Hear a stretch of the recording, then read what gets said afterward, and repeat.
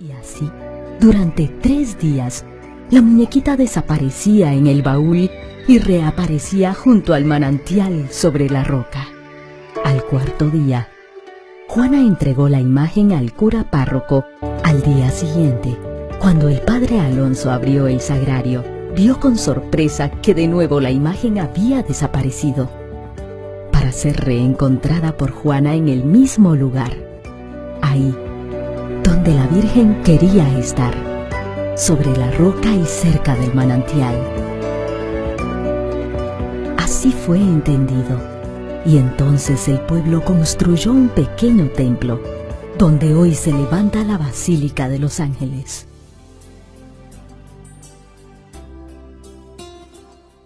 Junto a la piedra del hallazgo de la Virgen de los Ángeles está esta losa de vidrio, que si la quitamos nos encontramos con estas 6 gradas de mármol angostas que quedaron de la antigua basílica después del terremoto de 1910.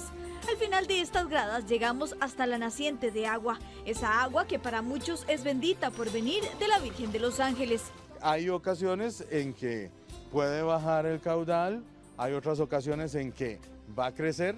De hecho, hace unos años atrás creció tanto que no estaba ya en la 6ª grada, sino que superó la 1ª grada y rebalsó y la zona ahí se inundó, que vino el cuerpo de bomberos a sacar el agua. Antes del terremoto de 1910 había una estructura metálica que marcaba la distancia desde donde las personas podían sacar el agua bendita, pero era tanta la cantidad de fieles que llegaban que decidieron canalizarla y hacer la pilita. Bienvenidos a Desvendando Noticias. Después de publicar nuestro video del pueblo que emergió de las aguas en Italia y hablar de acuíferos, un suscriptor nos comentó lo siguiente.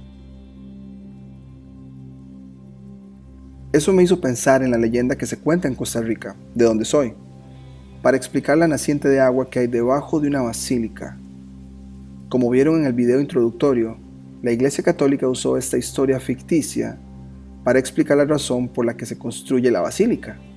Sin embargo, decidimos indagar si hay más historias de templos que estén conectados a nacientes de agua o acuíferos, y los hallazgos fueron sorprendentes. Estamos seguros que deben de haber más historias en otros países, pero les presentaremos lo que encontramos para esta investigación. Queremos empezar con esta iglesia en México. Se llama la Iglesia de Quechula, en Chiapas. Dice por acá que se construye hace 400 años. Nos llamó la atención que estamos hablando de ese ciclo de 400 años. Algo pasa y vuelve a construirse algo, o vuelve quizá algo a redescubrirse y se cambia la fachada, ¿no? Ahora, lo más interesante es que aún ahora que está así inundada, dice por acá que pese a que se construyó y que un ojo de agua la rodea, estamos hablando que esta agua puede ser de lluvia, pero muy posiblemente es subterránea, porque nos están diciendo que un ojo de agua la rodea. Dice que esta misteriosa estructura antigua se asoma de vez en cuando la sequía apremia. Ahora hay cosas interesantes de esta iglesia. Por acá dice que cayó en el olvido cuando se construyó la presa en 1966. Este año es muy similar a los años que vimos en Estados Unidos cuando se construye una represa en Tennessee y las arquitecturas antiguas son sumergidas en el agua a causa de la represa. Entonces pasa algo similar en México, en el río Grijalba, que es el segundo cauce más grande de México y cuyo objetivo es nutrir de energía eléctrica a distintas regiones del sur del país. Después de acá nos vamos a ir a la iglesia de San Miguel del Milagro. Está conectado a otra aparición, así como se los comenté con Costa Rica.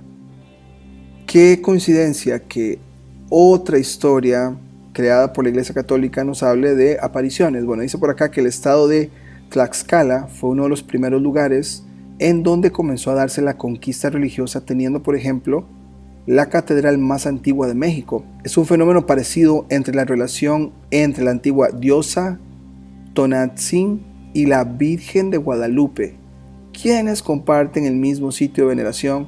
Al parecer las antiguas divinidades de Cacastla fueron cristianizadas por la imagen de San Miguel Arcángel. Aquí hay algo que quiero hacer un paréntesis. Esta figura femenina de la Virgen que todos nosotros estamos muy familiarizados, pareciera que fue una sustitución de otra figura femenina, y esa quizá fue la agenda de la Iglesia Católica.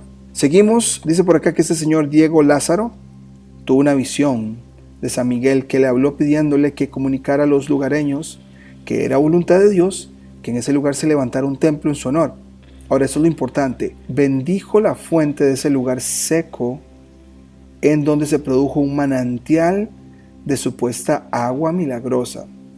Pasó una serie de sucesos hasta que finalmente habló con el obispo y este accedió a levantar el templo después de comprobar que el agua era realmente milagrosa, pues curaba a los enfermos. ¿Será que en cierto tiempo en el pasado, en uno de estos inicios reseteos, andan buscando agua subterránea, la encuentran y quizá la edificación sea como la marca geográfica de que ahí hay recursos? Y lo menciono porque vamos a ver al final cómo está todo esto conectado. Después tenemos por acá la Basílica de Guadalupe, una de las basílicas más emblemáticas de México. Aquí tenemos una foto del lugar, llama mucho la atención. Acá otra foto, esta, Capilla del Pocito, templo ubicado en las cercanías de la falda oriente del Cerro Topeyac. Fue construido en 1777 a 1791 y diseñado por el arquitecto Francisco Guerrero y Torres. Fue edificado sobre un pozo de aguas consideradas milagrosas. No sé si a partir de acá ya empezamos a ver un patrón. Llamémosles aguas milagrosas. Inventemos una historia ficticia de apariciones o de milagros. Bueno, aquí seguimos, dice, así pronto comenzaron las peregrinaciones al lugar. Gran cantidad de enfermos bebía y lavaba sus heridas en el mismo sitio, por lo que pronto se convirtió en foco de infecciones. Para controlar las epidemias se impidió el acceso directo al pozo y se construyó una techumbre sencilla, pero las peregrinaciones continuaron. Para 1777 se tomó la decisión de construir un templo en el sitio. Pareciera a veces que quizá hubo un tiempo en que se sabía que había recurso natural, en este caso el agua, en tal edificación, entonces la gente venía a recoger su agua o a beberla, ¿no? Los mencionan como enfermos quizá, pero podríamos hasta hablar de gente de élite a venir a aprovecharse del recurso hídrico y después contarnos la historia que pues eran enfermos, ¿no? Aquí tengo otro artículo que habla ya más a detalle. Aquí está la foto de la capilla. Llama mucho la atención, pareciera que está desnivelada en el sentido que quizá hay más para abajo, hay sótano.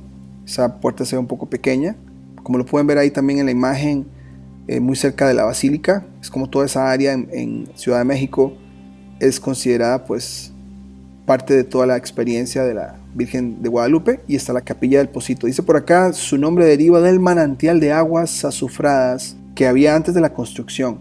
El 22 de diciembre de 1815, año de gran mínimo solar, acudió a esa capilla uno de los héroes de la independencia de México, José María Morelos y Pavón, a adorar a la guadalupana antes de ser fusilado.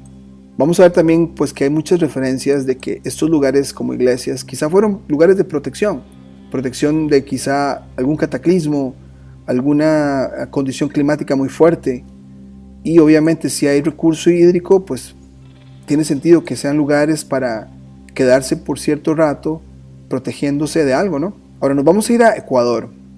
Se llama Basílica de Baños, el santuario de la Virgen de Baños.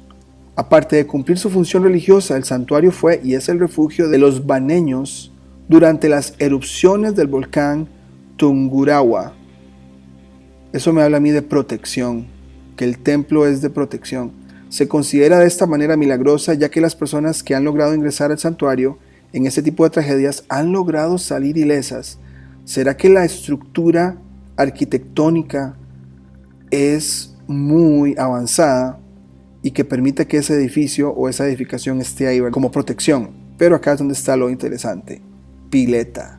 Al lado izquierdo de este santuario se encuentra una pileta por la cual brota agua natural que viene recorriendo las montañas de los alrededores hasta desembocar en este sitio. Entonces, otra conexión más de una edificación donde la Iglesia Católica se da crédito que ellos son los diseñadores, creadores, pero que hay recurso hídrico a la par de ella.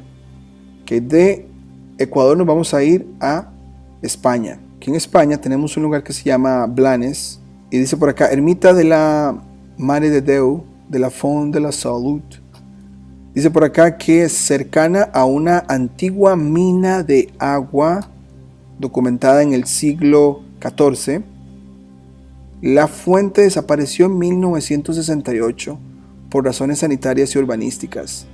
No sé si también notan el patrón que en los 60s, vimos que en México y en Estados Unidos se construyen proyectos de represas, pero acá en España se cierra la fuente, en este caso hídrica, de esa mina de agua.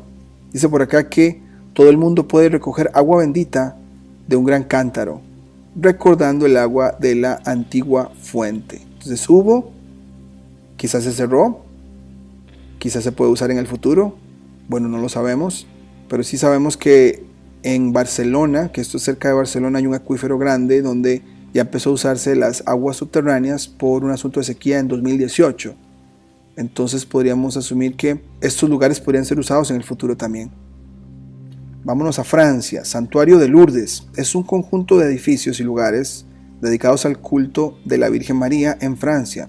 El complejo incluye las basílicas de la Inmaculada Concepción, la de Nuestra Señora del Rosario y la de San Pío X, así como la Gruta de las Apariciones, donde la Virgen se presentó ante Bernadette Soubirous, según la creencia católica. Con esto en mente vamos a ir a la historia que nos cuenta la Iglesia Católica con Nuestra Señora de Lourdes. Hay una imagen de ella. Dice por acá que esa señorita Bernadette era una adolescente pobre y analfabeta de 14 años. ¿Por qué nos querrán decir que eran analfabetas? Interesante. Y si tienen ustedes algún comentario al respecto, me encantaría escucharlo. Dice por acá que el 25 de febrero, según testificó Bernadette, la Virgen le dijo que fuera a tomar agua de la fuente y que comiera de las plantas que crecían libremente allí. Ella interpretó que debía ir a tomar agua del cercano río Gave y hacia allá se dirigió, pero la señora le enseñó con el dedo que escarbara en el suelo. Al excavar en el fango e intentar beber, Bernadette ensució su rostro y sus gestos y apariencia fueron motivo de escepticismo por parte de muchas de las 350 personas presentes, ya que el manantial no se manifestó de inmediato. Sin embargo, poco después surgió una fuente de agua que, hasta el día de hoy, es meta de peregrinaciones por parte de muchos católicos y que ha sido testigo de numerosos milagros. El manantial que brotó aquel 25 de febrero de 1858 produce 100.000 litros de agua por día, de forma continua desde aquella fecha hasta nuestros días. Vemos otro patrón. Pareciera que un grupo quizá buscó dónde estaba la fuente de agua, o en este caso pues subterráneamente, logran dar con eso y ¿qué hacen? Hacer una buena historia, una leyenda para que la gente vea que fue con buenas intenciones. Yo lo veo más como quizá estaban de manera de supervivencia, explorando sitios para ver qué descubrían y cuando encuentran uno, ya saben que en ese lugar van a haber recursos y en este caso el recurso es hídrico. Ahora nos vamos a ir a una diosa celta, porque estamos hablando de templos, y nos vamos a ir también hasta los romanos. Les voy a leer por acá que varios autores describen en sus obras antiguas diosas célticas de ríos, arroyos y manantiales.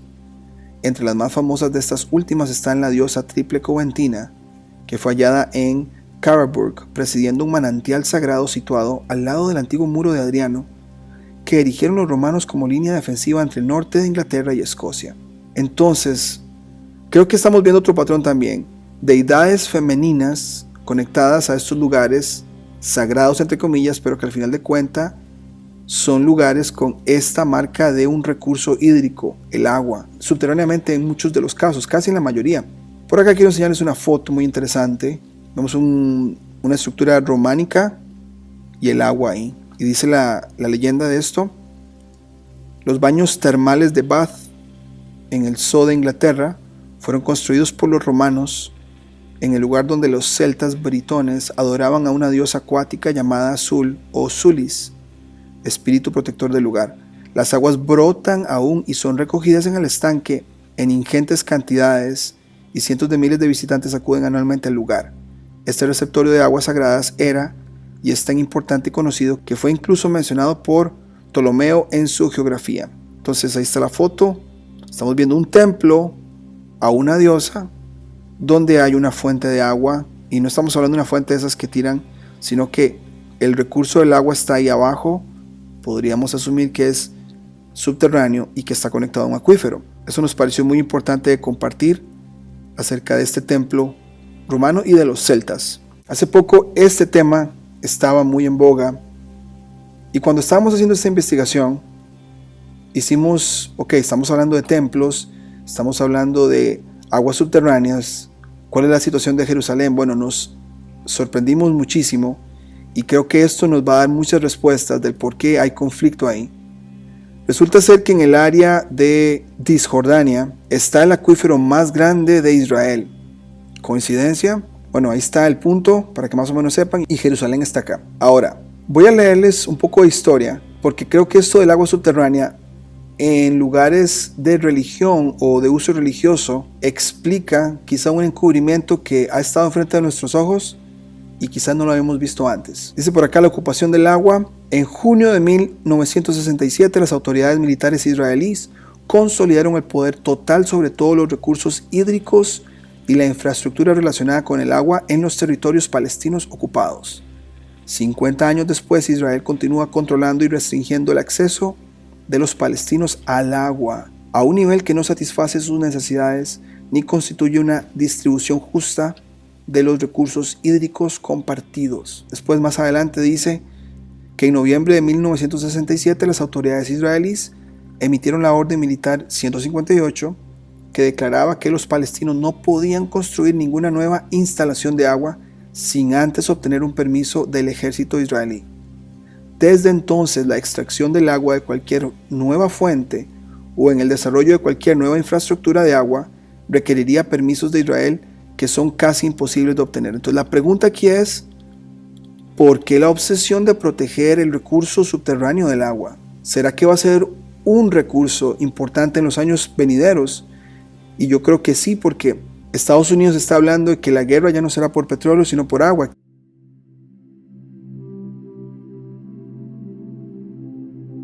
And here's the other thing, because I also, I'm in a lot of meetings on foreign policy. For years and generations, wars have been fought over oil. In a short matter of time, they will be fought over water. So when we think about building up our economy around our infrastructure on something like water policy, it's literally about jobs. It's about the fundamental source of life that Tammy Duckworth was talking about. It will sustain life. And it's about strengthening up our nation around a commodity that is a precious commodity. Como lo vimos con las declaraciones de la vicepresidenta de Estados Unidos. Independientemente de los dimes y diretes de los políticos, que personalmente pienso que son simplemente marionetas que siguen una agenda, cuando expresan algunas cosas y que podemos leer entre líneas, podemos poner como un cierto radar para identificar a dónde es que va la agenda. Si ya no van a pelear por petróleo, sino por agua, entonces quiere decir que el agua va a tomar un rol muy importante en los próximos años.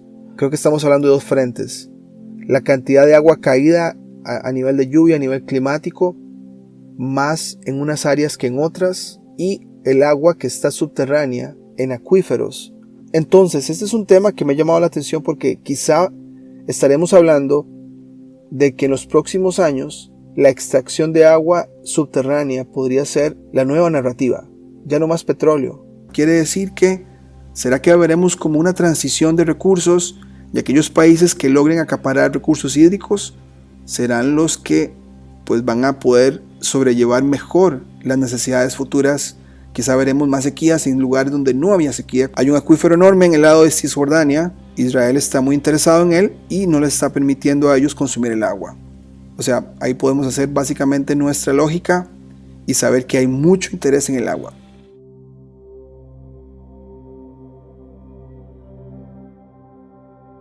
Haremos una pausa en este momento porque este video originalmente lo publicamos en mayo 2021, aproximadamente más de 2 años atrás, donde ya había un conflicto en esta área, por lo menos nos estaban dando señales. Cuando nosotros empezamos a indagar en esto del agua, emergió en toda esta indagación que el acaparar el recurso del agua ha sido la narrativa acá en esta área, ¿no? Donde quizás sea uno de muchos recursos que ellos quieren acaparar, ¿no? Y por ende nos están vendiendo el show de una batalla, de un conflicto. Y creo que va cerrando un poco más porque así como pasó en el pasado Máximo Solar con otra organización que empieza con T, ahora vemos algo muy parecido en esta parte del mundo. Entre todo lo que indagamos reciente nos encontramos este artículo que se llama, es de la publicación Boston Review. Van a ver acá que muestran una foto de la situación del agua en ese país que empieza con P. Dice por acá una cisterna cerca del pueblo de Bardala en el Valle del Jordán. Ven la fecha, 2023. Dice por acá, la guerra disfrazada de política hídrica. Y esto es de 21 de septiembre de 2023, menos de un mes. Y ya nos están hablando de guerra disfrazada de política hídrica. No sé si será la principal razón, pero parece ser que esta agenda del agua está incluida o quizás sea una de las grandes agendas en todo este conflicto. Dice por acá, el acceso al agua siempre ha estado restringido, pero ahora este país lo está utilizando como arma. Qué interesante, ¿no? Ahora vamos a mostrar el artículo, o por lo menos el párrafo que nos explica esto. Este verano, hablando de julio, agosto 2023, tendremos suerte si tenemos agua en mi casa una vez cada 20 días, informó Ramsey, un aldeano cercano de Hifna, mientras llenaba sus sucios tanques de 4 galones de un grifo cerca de la carretera. Estábamos parados en un manantial a solo unos kilómetros al norte de Ramallah, una ciudad con una precipitación anual mayor que Londres, pero que, como el resto de este país, sufre una situación de escasez artificial de agua a manos de este otro país. Hay algún gran lago de agua debajo de nosotros, hablando de acuíferos, lo cual el video que estamos presentando hoy y en este país, el que empieza con P, señaló Ramsey, refiriéndose al abundante acuífero de montaña, pero no vemos ninguno de sus beneficios. Si intentamos cavar un pozo, nos multarán, hablando un poco de lo que hablamos en este video. Y tal vez algo peor. Al igual que los demás alineados con sus contenedores, él confiaba en la generosidad de un hombre que había encontrado un manantial mientras cavaba los cimientos de una nueva casa y decidió poner el agua a disposición del público. O sea, encuentra agua y lo que hace es, que otras personas también vengan a tomar de esta agua. Más tarde me enteré que el proveedor regional de servicios de agua, de que el agua del manantial no era muy segura para beber. Había sido contaminada por los pozos negros de los pueblos de los alrededores. Pero para Ramsey y su necesitada familia había pocas alternativas. Este verano la actual crisis del agua en el país con la P alcanzó nuevos niveles peligrosos. Junto al aumento de la actividad de los colonos, la ansiedad por la falta de suministro de agua para uso doméstico era el tema más común en boca de la gente. Y para muchos hogares necesitados como el de Ramsey, la seguridad de lo que podían conseguir para beber a menudo no era una prioridad. Entre los factores que contribuyeron a la escasez particularmente aguda se encuentran el calor de verano sin precedentes. Si hay precedentes, es cíclico. Mucho de esto tiene que ver con el Niño, no pasaba desde 1950, ya hemos hablado en el canal de eso. La cruel reducción por parte de Israel en un 25% del suministro a las gobernaciones de Hebrón y Belén. La presión de recursos por la afluencia de residentes de verano de la diáspora palestina y la confiscación de manantiales artesanales, o sea, es lo que hacen ahí, confiscar manantiales artesanales por parte de los colonos en toda esta parte del país. Y cerraremos con este último párrafo que dice, si bien las personas que empiezan con la letra P han pasado sed, los que empiezan con la letra I tenían agua más que suficiente para todos. El suministro diario a los de I y colonos con J es de 3 a 5 veces mayor que el del hogar de la gente P promedio, cuyo consumo está casi un 30% por debajo de la cantidad mínima recomendada por la OMS. Como todos están conectados a la red del agua del país y los asentamientos tienen acceso a recursos ilimitados y altamente subsidiados, siempre pueden llenar sus piscinas y regar sus viñedos, incluso durante los veranos abrasadores de la región. Y queríamos darles esta actualización al tema que hicimos hace 2 años, porque esto viene a darnos una pieza más en el pozo de lo que está pasando en esa área. Quizá no sea la principal, como dijimos, pero parece que tiene mucho que decirnos y quizá estemos viendo un acaparamiento de recursos donde el agua se incluye, quizá otros más, con todo este conflicto que hay. Pero bueno, continuemos con el video.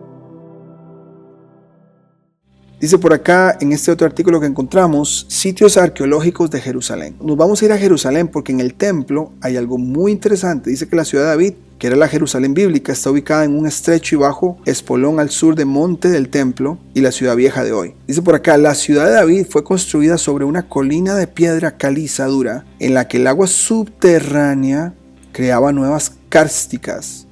El manantial de Gihón, la única fuente de agua de la ciudad, surge en el valle de Kidrón, al este de la ciudad de David.